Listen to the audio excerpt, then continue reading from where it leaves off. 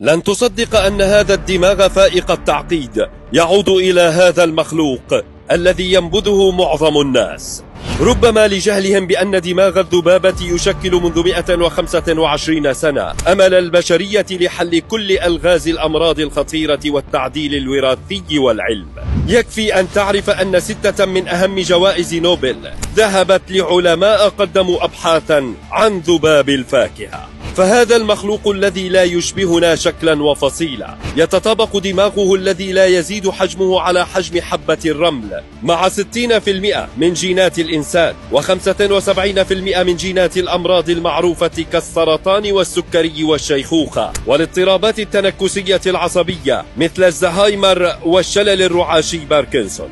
أتت المفاجأة السارة منذ أشهر قليلة فقط بالإعلان عن أول رسم حقيقي ثلاثي الأبعاد لخارطة دماغ الذبابة. كانت المعجزات تتدفق لتصيب مئات العلماء بالذهول، فهذا الدماغ الذي ذكرنا أنه بحجم حبة الرمل يضم 140 ألف خلية عصبية تتصل عبر 54 مليون مشبك عصبي.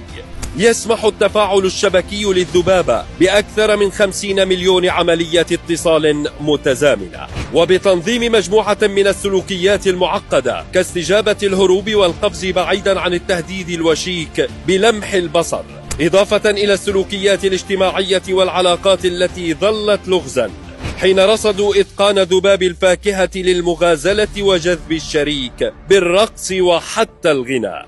10 سنوات من العمل وضعوا خلالها أدمغة عدد من أنثى الذباب تحت الميكروسكوب.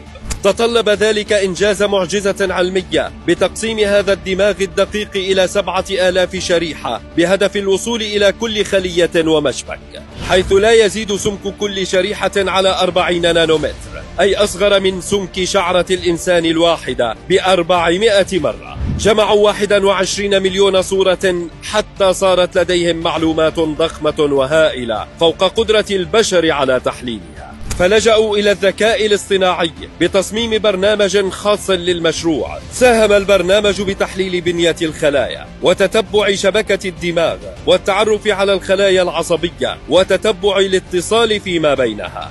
واستنادا إلى الصور والبيانات أنجز الخارطة ثلاثية الأبعاد، مجسدا حلما من أحلام البشرية لفهم أعقد أعضاء المخلوقات بشكل كلي وليس مجزأ كما كان في السابق. وبينما أنت منزعج من ذباب يحوم حول وجهك وتحاول طرده، هناك 84 ألف سلالة وراثية مختلفة من الذباب محفوظة في مراكز خاصة، كما يحتفظ بالسلاح النووي. يطلبها آلاف الباحثين والعلماء المعتمدين المنتشرين في 4000 مختبر حول العالم. لعل إنجاز خارطة دماغها وما تحتويه من 140 ألف خلية عصبية ينتقل إلى حيوان مختبر أكبر بكثير، وهو الفأر بدماغه المكون من 70 مليون خلية، لفهم تعقيدات أكبر لديناميكيا السلوكيات، حتى يصل العلماء إلى فهم شامل لدماغ البشر الذي يعرفون حتى الآن أن فيه 86 مليار خلية عصبية تتصل عبر عشرات تريليونات المشابك. فهم اليسير منها قد يغير وجه الحياة والعلم الذي يتأكد أهله كل يوم أن البشرية لم تؤت منه إلا قليل.